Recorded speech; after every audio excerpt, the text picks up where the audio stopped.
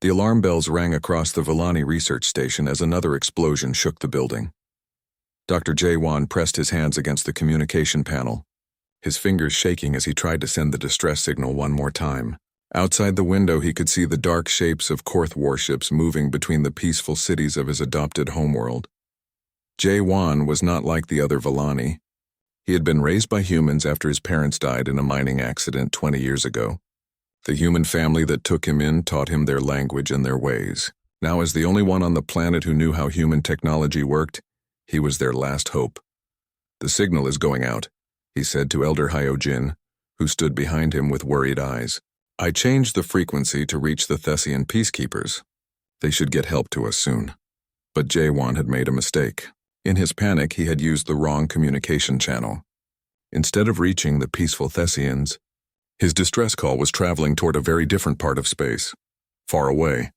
Commander Hyun Ki sat in his captain's chair aboard the human patrol ship Soul's Pride. The ship was on a routine patrol at the edge of human space when the communication officer called out. "Sir, we're getting a distress signal. It's on an old emergency frequency." Hyun Ki looked up from his reports. "Play it." The voice that came through the speakers was scared and desperate. It spoke in broken human language, mixing words that sounded strange but familiar. "Please help us. The Korth Empire is attacking our worlds. They have many ships. We are peaceful people. We cannot fight them. Please send help to these coordinates. Many will die if no one comes." The bridge went quiet. Hyun-Ki stood up and walked to the communication station. "How far away is that location?" "About 6 days at maximum speed, sir. It's near the edge of Council space." Hyun-Ki thought for a moment. The human government had rules about getting involved in alien wars. But this was a direct request for help. Someone was asking humans to save them. "Send a message to Terra Station. Tell Admiral So Young we have a situation." Back on the Villani homeworld, the attacks were getting worse. Korth dropships landed in the capital city. Their soldiers, tall and covered in thick armor, walked through the streets with heavy weapons. The Villani people ran and hid, hoping someone would save them.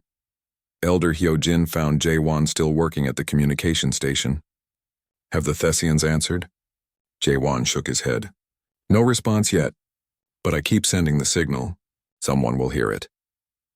What J-Wan didn't know was that his message had reached Terra Station, the biggest human military base in their space. Admiral So Young read the message 3 times before calling her staff officers. "We have aliens asking for our help," she said to the room full of senior officers. "They're being attacked by something called the Korth Empire." Captain Dong Hyun, commander of the 3rd Fleet, looked at the star map. "That's far from our territory, Admiral. Why are they calling us?" "I don't know, but they did. And they're dying while we talk about it." The intelligence officer, Major Young-soo, pulled up files on his computer. "The Korth Empire has been expanding for the past 5 years. They've taken 12 star systems. The Galactic Council keeps sending them angry messages, but the Korth ignore them." Admiral So Young studied the tactical information. The Korth had about 80 ships in the area. They were using standard Council technology, nothing special. But they were fighting against people who had no military at all. "How many ships can we put together quickly?" she asked. "The 3rd Fleet has 47 ships ready to go," Dong Hyun answered. "The 5th Fleet could add another 60 ships in 2 days. The 7th Fleet has been doing training exercises, so they have 90 ships that could join us." So Young did the math in her head. Nearly 200 human warships against 80 alien ones. The numbers looked good, but she wanted to be sure. "Add the 2nd Fleet's heavy ships. I want this to be clear to everyone watching. That would be almost 300 ships, Admiral. Are we sure we want to send that many?" So Young looked around the room at her officers. "Someone asked us for help. They're dying right now while their enemies destroy their homes. We don't abandon people who ask for our protection." The room was quiet for a moment. Then Captain Dong Hyun nodded. "I'll have the 3rd Fleet ready to leave in 6 hours. Make it 4 hours, So Young said. And send a message ahead. Tell them help is coming." On the Villani homeworld, J-Wan finally got an answer to his distress signal. The message was short and in perfect human language. "This is Admiral So Young of the Human Defense Fleet. We received your call for help. Fleet is en route to your location. Estimated arrival in 4 days. Hold your position and protect your people. Help is coming." J-Wan stared at the message. Humans? He had called for humans? He quickly checked his communication settings and realized his mistake. Instead of calling the peaceful Thessians, he had sent the distress signal to the humans. Elder Hyojin saw his face. What is wrong? I made an error, Jaewon said slowly. I didn't call the Thessian peacekeepers. I called the humans. Humans? Elder Hyojin's eyes went wide. The Deathworld species? Every civilized being in the galaxy knew about humans. They came from a planet so dangerous that most species couldn't survive there for more than a few hours. They were known for their violence, their strange ability to keep fighting even when badly hurt, and their huge military fleets. Maybe they won't come, Elder Hyojin said hopefully. But Jaewon was watching his long-range sensors. In the distance, something big was moving toward their system. Something much bigger than any Thessian rescue mission. Elder, he said quietly, I think they're already coming.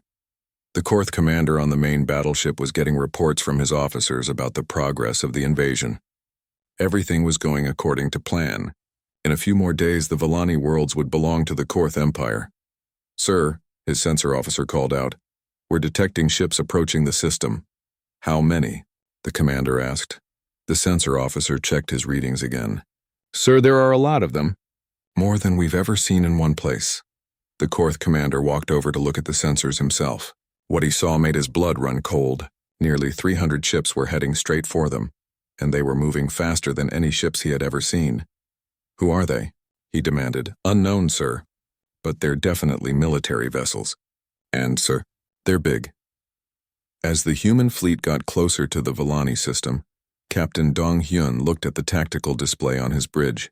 The Korth ships looked exactly like the intelligence reports said they would. Standard Council technology, decent weapons, but nothing that would trouble human shields. All ships prepare for combat operations, he announced to the fleet. Remember, we're here to help someone. Let's show them what human help looks like. The space around the Villani system suddenly filled with bright flashes of light as the human fleet dropped out of hyperspace.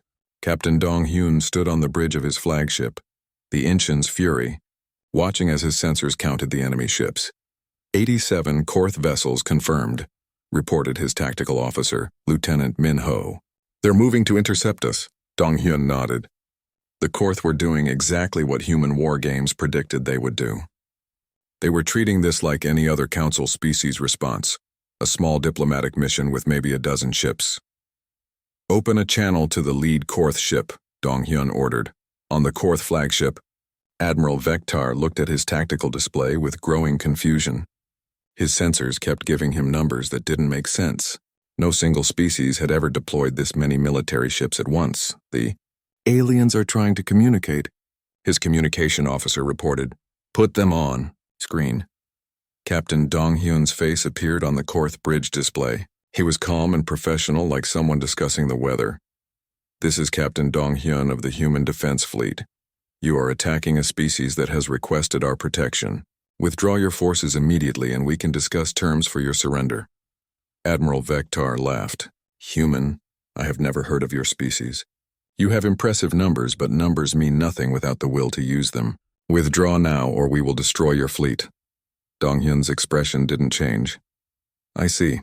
Lieutenant Min Ho, begin tactical analysis of enemy vessels. Already done, sir.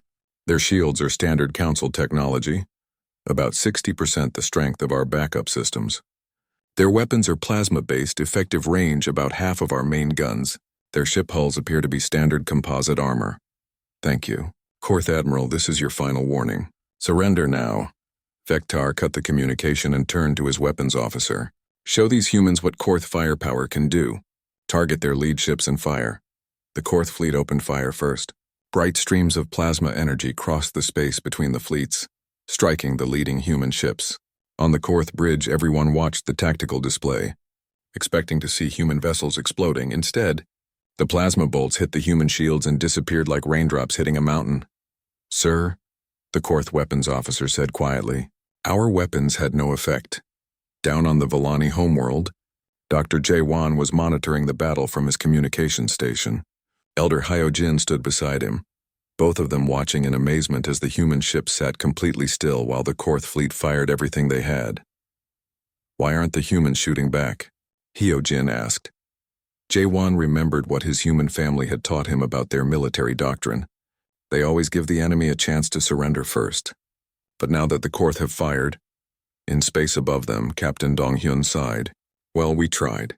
All ships engage the enemy. Remember, we want prisoners for questioning. Disable, don't destroy.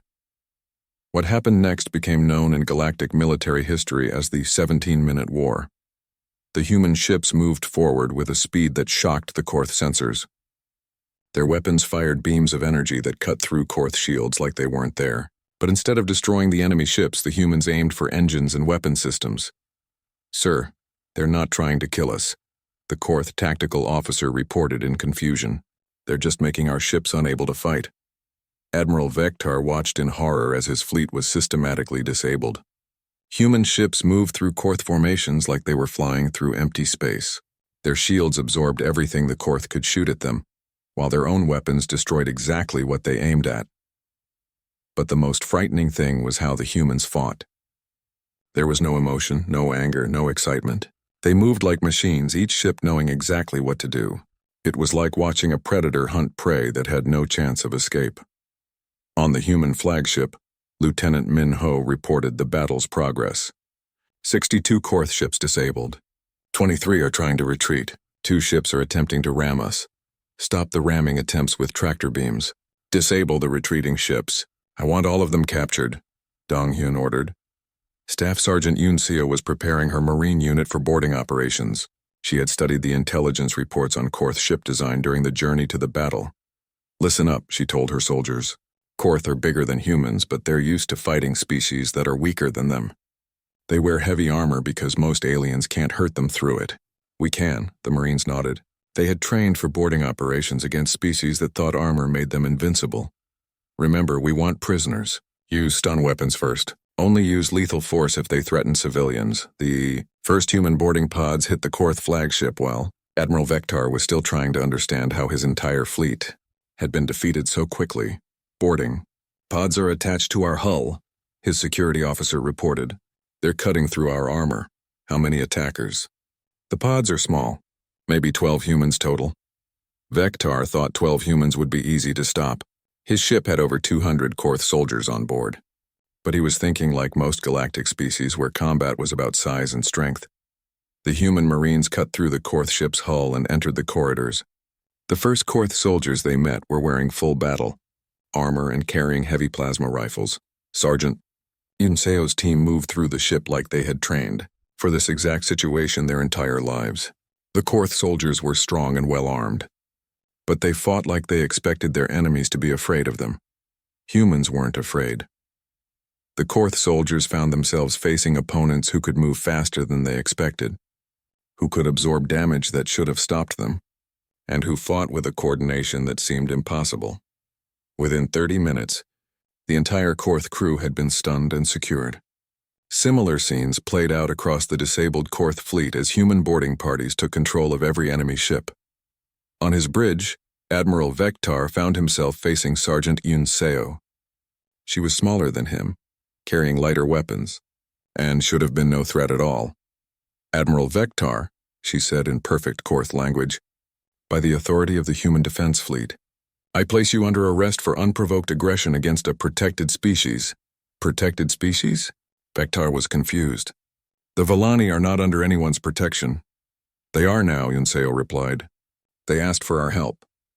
Down on the Volani homeworld, Dr. Jae-won was receiving reports from across the planet. The Korth ground forces had stopped fighting and were surrendering to small human units that had landed during the space battle. How many humans landed?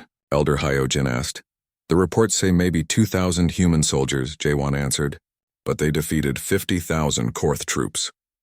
Outside, they could see human transport ships landing in the cities. But instead of conquering armies, medical teams were coming out to treat the wounded, both Volani and Korth. Dr. Yuna, the fleet's chief medical officer, was setting up treatment centers in the Volani capital. She worked alongside Volani doctors, showing them how to treat injuries that would have been fatal to most species. Your people heal very fast, one Volani doctor observed as she watched Dr. Yuna treat a human soldier who had been shot during the boarding operations. All humans do, Yuna replied. Our planet taught us to survive things that would kill most species. The Volani doctor looked at the wound, which was already starting to heal. Your planet must be very dangerous, It is, Yuna smiled. That's why we're good at protecting others. As news of the battle spread through subspace communications, the Galactic Council received reports that made them panic. A species they had classified as dangerous Deathworlders had just defeated a major military empire in less than 20 minutes, and they had done it to protect someone who had asked for their help. Council leader, Taman called an emergency session. We need to understand what just happened. The humans weren't supposed to be involved in galactic politics. It seems, his military advisor said quietly, that they are now. Lieutenant Colonel Jinwoo looked out from his transport ship at the Korth military base below. The base was built on an asteroid that had no atmosphere and deadly radiation levels. The Korth used it as a staging area because most species couldn't survive there long enough to attack it. Sir, his second-in-command said, the radiation levels are extreme. Most aliens would die in minutes without heavy protection suits. Jinwoo checked his equipment. Like his soldiers, he wore only standard human combat armor. Good thing we're not most aliens. Begin the assault. The human dropships landed on the asteroid's surface without any protection beyond their normal shields. Through their sensors, the Korth defenders watched in amazement as human soldiers jumped out of their ships and began running across the airless, radioactive surface. This is impossible, the Korth base commander muttered. No species can survive in this environment without life support. But the humans were not only surviving, they were moving faster than the Korth defenders had ever seen anyone move in vacuum. Within minutes, they had placed explosive charges on the base's main entrances and were preparing to breach the facility. Inside the base, Korth soldiers prepared for battle. They had confidence in their defensive position. The base was designed to be impossible to attack. The corridors were narrow, the rooms were filled with automated weapons, and the environmental systems could be shut down to kill any invaders. The humans blew open the main entrance and poured into the base. What the Korth defenders saw next challenged everything they thought they knew about combat. The human soldiers moved through the base like they had trained in it their entire lives. When the Korth shut down the life support systems, the humans simply switched to internal air supplies and kept fighting. When the automated weapons activated, the humans destroyed them with accuracy that seemed impossible. But the most frightening thing was how the humans worked together. Every soldier knew exactly where every other soldier was. They moved like parts of a single organism, covering each other and attacking weak points with perfect timing. Jinwoo led his team through the main corridor toward the command center. Korth soldiers tried to stop them with heavy weapons and superior numbers, but they were fighting an enemy that didn't follow the normal rules of combat. They're not getting tired, one Korth soldier reported over the communication system. They've been fighting for 2 hours in this environment and they're still moving at full speed. In space above the asteroid, Dr. Yuna was treating wounded from both sides aboard her medical ship. The Korth prisoners were amazed to discover that she could handle substances that would poison most species. How are you not dead? Asked a Korth medical officer who was helping treat his own people's wounds. Dr. Yuna was working with a chemical compound that the Korth used in their biological weapons. To her, it was just another medical supply. Humans develop immunity to most toxins, she explained. Our planet has so many dangerous things that our bodies learn to survive almost anything. She held up a vial of Korth poison. This is actually similar to something we use as medicine on Earth. The Korth medical officer stared at her. That compound can kill most species in seconds, I know. It's very effective for treating certain human infections. Back on the asteroid base, Jinwoo had reached the command center. The Korth commander was waiting for him with his remaining soldiers, all of them wearing their heaviest armor and carrying their most powerful weapons. You cannot win, the Korth commander declared. This base has defenses that no species can overcome. Jinwoo looked around the command center. It was designed to be a fortress with thick walls, powerful shields, and weapon systems that could destroy anything that tried to enter. Your base is well designed, Jinwoo admitted, but you made one mistake. What mistake? You designed it to fight normal species. What happened next became a textbook example of why humans were classified as Deathworlders. Jinwoo's soldiers didn't try to break through the Korth defenses. Instead, they went around them. They cut through the base's walls like they were made of paper. They moved through areas that should have been impossible to reach. When the Korth tried to trap them in rooms and fill those rooms with poison gas, the humans held their breath and kept fighting. In 30 minutes, The entire base was under human control. The Korth defenders were alive but captured, and Jinwoo was studying their tactical information to understand why they had been attacking the Villani. "Sir," one of his soldiers reported, "we found something interesting in their data files." Jinwoo looked at the information his soldier had found. It was intelligence about the Korth Empire's real situation. Their homeworld was dying from pollution and resource depletion. They weren't conquering other species because they were evil. They were doing it because they were desperate. "Send this information to Admiral So Young," Jinwoo ordered. "She needs to know why they're really fighting." On the human flagship, Admiral So Young was meeting with Captain Dong Hyun and Major Young Soo to discuss what to do with the captured Korth fleet. "The prisoners are cooperating," Young Soo reported. "They're scared of us, but they're answering questions.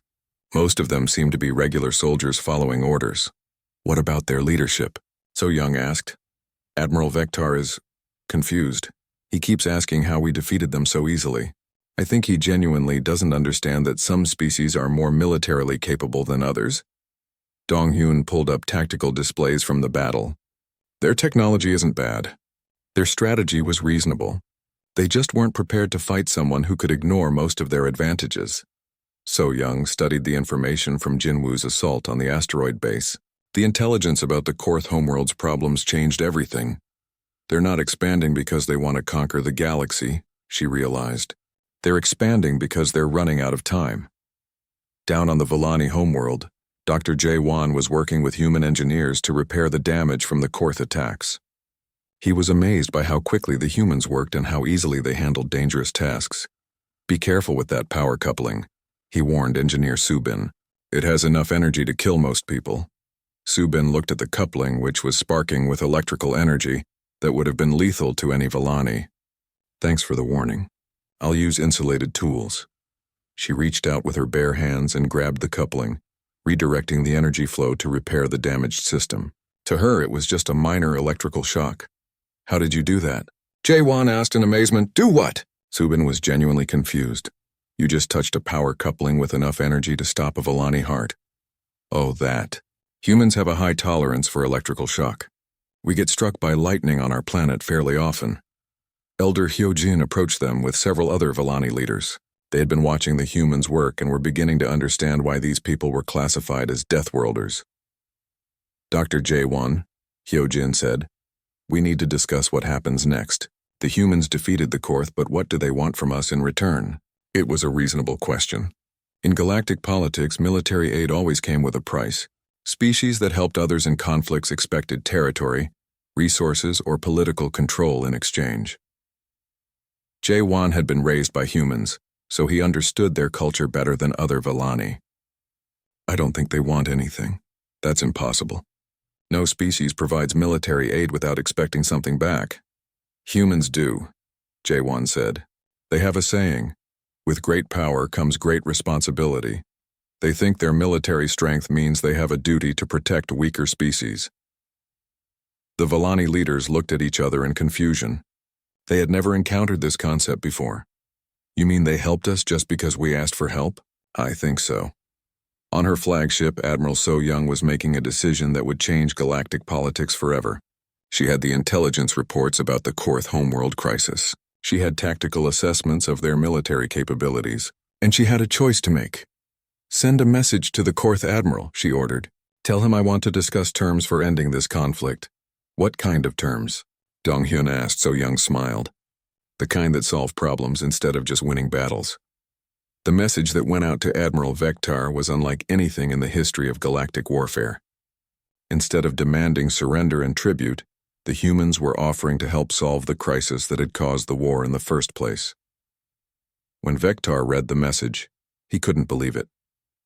The species that had just destroyed his fleet was offering to relocate his people to better worlds and share technology to help them rebuild their civilization. Why would they do this? He asked Sergeant Yoon Seo, who was guarding him. "Because solving the problem is better than just winning the fight," she replied. It was a very human way of thinking, and it was about to change how the entire galaxy understood warfare, diplomacy, and power. Council Representative Taiman arrived at the Villani system 3 days after the battle ended, expecting to find the usual aftermath of a galactic conflict. Instead, his diplomatic ship's sensors showed him something that made no sense. The Korth fleet was still there, but the ships were being repaired by human engineering teams. Korth soldiers were working alongside human marines. On the planet below, construction equipment from both species was rebuilding the damaged cities together. "This is impossible," Taemin muttered to his aide. "The humans should have either destroyed the Korth fleet or forced them to retreat. Why are they working together?" His aide was studying the sensor readings carefully. "Sir, it appears the humans have taken the entire Korth force prisoner, but they're treating them as guests." Taemin had been a council diplomat for 30 years. He had seen the aftermath of hundreds of conflicts. This was unlike anything in his experience. Request permission to beam down to the human flagship. On the Inchen's Fury, Captain Dong-hyun received Taemin in his conference room. The council representative was a tall, thin being with blue skin and large eyes that showed his confusion clearly. "Captain Dong-hyun," Taemin began formally, "I am here on behalf of the Galactic Council to mediate this territorial dispute and arrange for the withdrawal of all military forces." Dong-hyun poured tea for his guest, a human custom that most aliens found puzzling. "With respect, Representative Taemin, there is no territorial dispute to mediate. But the Korth Empire attacked the Villani worlds. That creates a state of war that requires council intervention. The conflict has been resolved," Dong-hyun said calmly. "The Korth have agreed to stop their attacks. We're now working on a permanent solution to the underlying problem." Taemin set down his teacup. "What underlying problem?" Dong-hyun activated a holographic display showing the Korth homeworld. The planet's surface was brown and dying with massive industrial cities that had poisoned the atmosphere. The Korth weren't expanding because they wanted to conquer other species. They were expanding because their homeworld can't support their population anymore. They were looking for new places to live. That doesn't justify military aggression. No, it doesn't, but it explains it. And understanding the cause means we can solve the problem instead of just punishing the symptoms. Taemin stared at the holographic display. In 30 years of diplomacy, he had never seen a military victor analyze the defeated enemy's motivations to find ways to help them. "What kind of solution are you proposing?" "We're offering to relocate the Korth population to uninhabited worlds in human space. We'll provide them with clean technology to rebuild their civilization without destroying their new homes." "And what do you want in return?" Dong-hyun looked genuinely puzzled. "In return for what?" "For relocating an entire species. For sharing advanced technology. For providing them with new worlds to live on. We don't want anything in return. We want the Korth to stop attacking peaceful species because they don't have anywhere else to go." Taemin felt like he was having trouble understanding the language, even though the translation device was working perfectly. "You're offering to help them for free?" "Representative Taemin, what would your species do if your homeworld was dying and your people were facing extinction?" The question made Taemin uncomfortable. His own species, the Therians, had never faced that kind of crisis. They had always been able to solve their problems through negotiation and trade agreements. We would appeal to the council for aid. And if the council said no, if they told you to solve your own problems while your people were dying, Taemin didn't answer, but they both knew what the answer was. Most species would eventually turn to military force if peaceful solutions failed. "The Korth made a mistake," Dong-hyun continued. "They tried to solve their problem by taking what they needed from others. But that was desperation, not evil. Desperate people can be reasoned with." On the planet below, Dr. Hee-jin was serving as the official Villani representative in discussions with the humans. She was amazed by how different these negotiations were from normal council diplomacy. "We are grateful for your protection," she told Admiral So-young. "What tribute do you require?" So-young looked confused. "Tribute? Yes, payment for your military services. Territory rights, resource extraction permits, trade agreements favorable to your people." "Dr. Hee-jin, we didn't help you to make a profit. We helped you because you asked for help." Hee-jin was quiet for a long moment. "I don't understand," So-young smiled. "Your people sent a distress signal. Someone was hurting you and you called for help.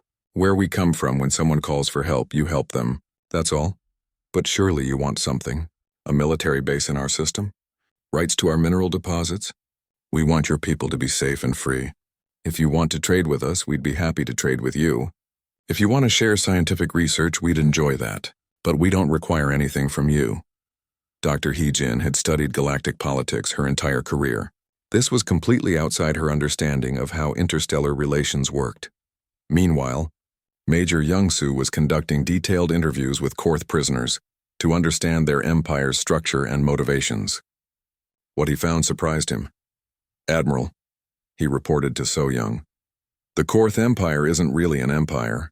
It's more like a desperate alliance of dying colonies. They've been moving from world to world for the past 50 years, always looking for somewhere they can survive long term. What happened to their original homeworld? Industrial pollution. They didn't understand environmental protection until it was too late. By the time they realized they were destroying their planet, the damage was irreversible. So-young studied the intelligence reports. So they've been refugees this whole time, not conquerors. That's correct. They take over other worlds because they don't know how to ask for help without appearing weak. In their culture, showing weakness gets you killed. This information completely changed how So-young viewed the situation. The Korth weren't evil invaders.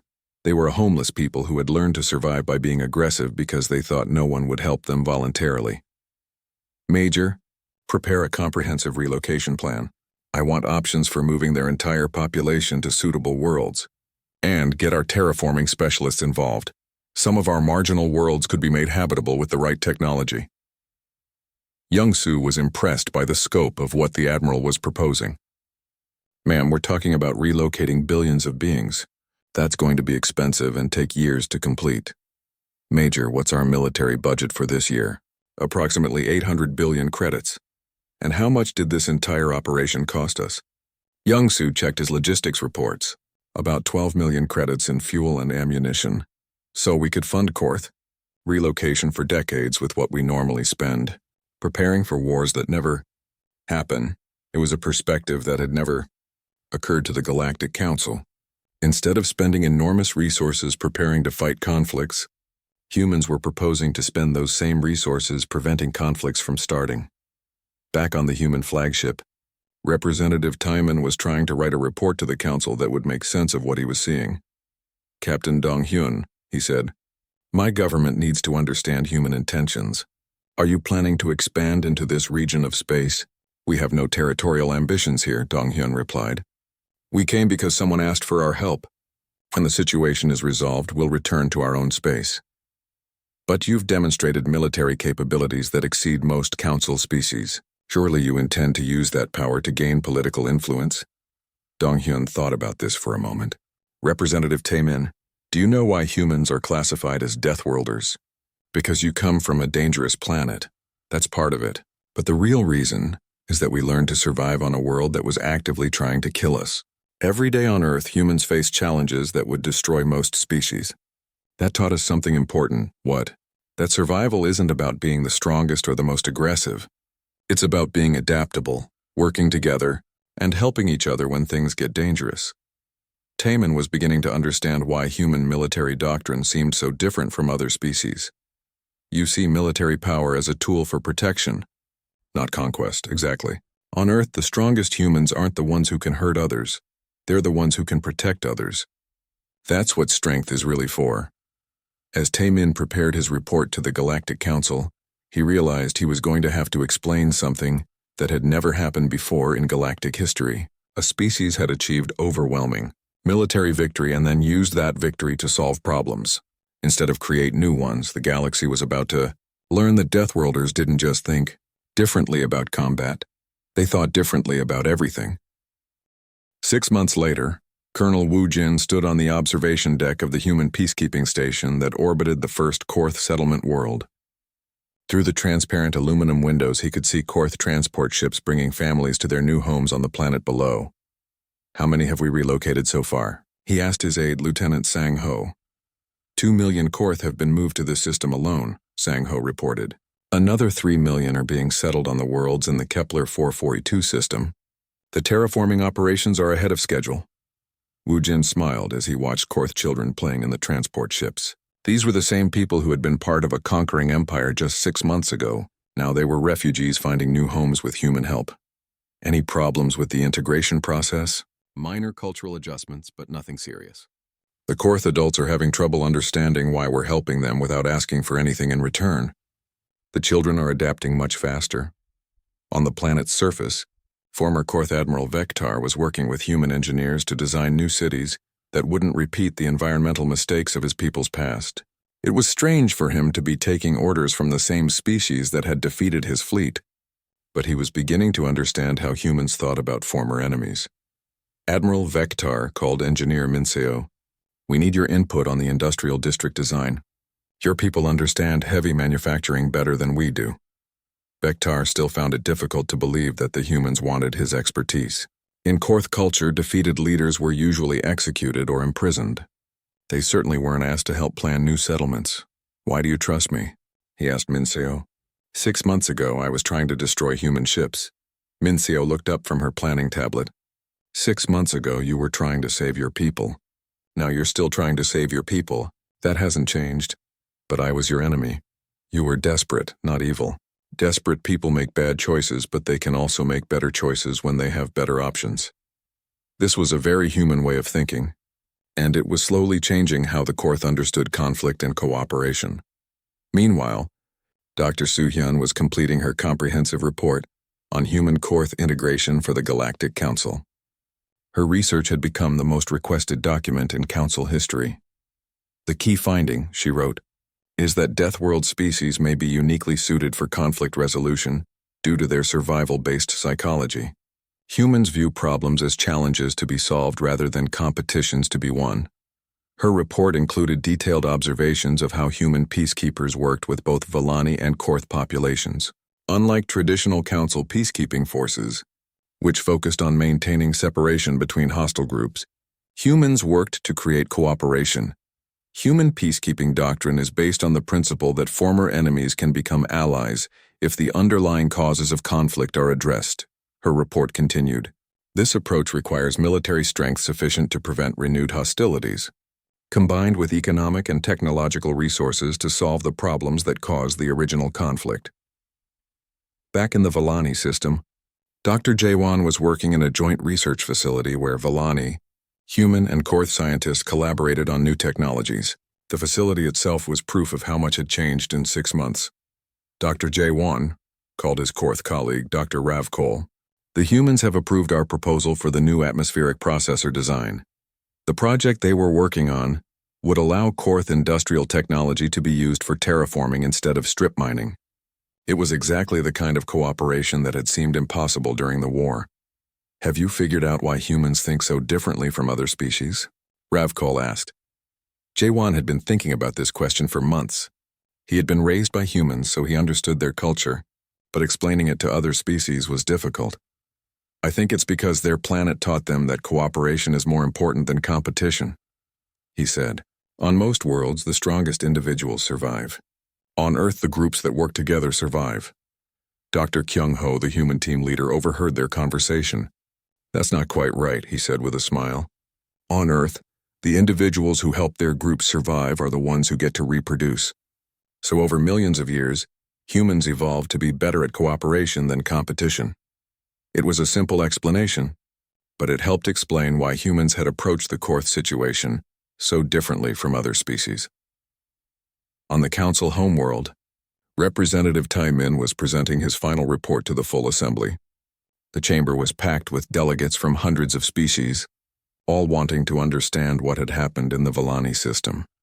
"The humans have successfully relocated over 15 million Korth citizens to habitable worlds," he reported. "The former Korth Empire has been transformed into a peaceful alliance of agricultural and manufacturing colonies. There have been no aggressive actions by any Korth group in the past 4 months," the assembly murmured with amazement. Complete transformation of an aggressive empire in 6 months was unprecedented. "What did the humans gain from this operation?" asked the Andromedan representative. "That's the remarkable part," Tai-min replied. "The humans have gained nothing in terms of territory, resources, or political influence. They have, however, gained something they seem to value more than material rewards." "What?" "Allies. The Volani have requested to join human space as an autonomous partner species. 3 former Korth colony worlds have asked to become human protectorates, and 17 other species have approached the humans about forming mutual defense agreements." This information caused excited discussions throughout the assembly. The humans had gained more political influence through helping others than most species, achieved through centuries of conquest and negotiation. But not everyone was happy with these developments, Captain. Namsu was patrolling the border between human space and the territory of the hegemony, a military alliance that had been watching human activities with growing concern. "Sir," his sensor officer reported, "we're detecting hegemony scout ships just outside our patrol zone. They're observing our activities." Namsu studied the tactical display. The hegemony had been one of the galaxy's major military powers before humans became involved in galactic politics. Now they were seeing their influence challenged by a species that solved problems through cooperation instead of force. "Any hostile actions?" "No, sir, just observation. But their fleet movements suggest they're preparing for some kind of operation."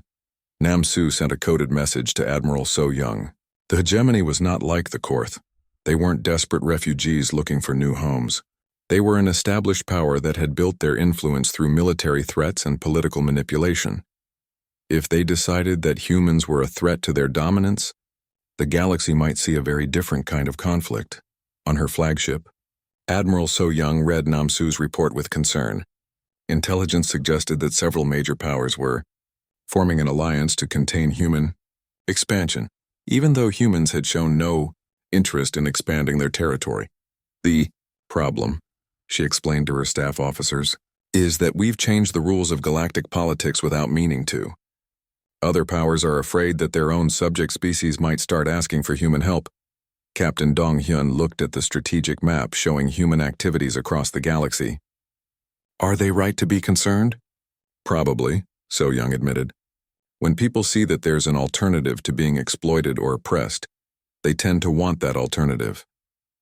Major Youngsu had been analyzing communications intercepts from across the galaxy. "Admiral, we're getting informal requests for assistance from over 40 different species. Most of them are asking for protection from their own governments or from aggressive neighbors." So Young realized that the success of the Villani Korth operation had created a new problem. Humans had proven that it was possible to solve conflicts through strength, combined with compassion. Now everyone wanted that kind of help. "The galaxy is changing," she said quietly. "The question is whether we can manage that change without starting a larger war." Dr. Jae-won was working late in his laboratory when he received a communication from his human adoptive family back on Earth. They had seen news reports about the Villani crisis and wanted to know if he was safe. "I'm fine," he replied in his message. "Better than fine. I think we've started something important here." He looked out his laboratory window at the joint research facility, where 3 species worked together on projects that would benefit everyone. 6 months ago, this would have been impossible. Now it seemed natural. The galaxy was learning that Deathworlders didn't just fight differently. They thought about everything differently. And that difference was spreading. In the distance, he could see the lights of the Korth settlement cities where children who would have grown up as conquerors were now learning to be farmers and engineers. The Villani cities showed the glow of new construction, where species that had never met before were building a future together. But beyond the light of the settled worlds, darker things were moving.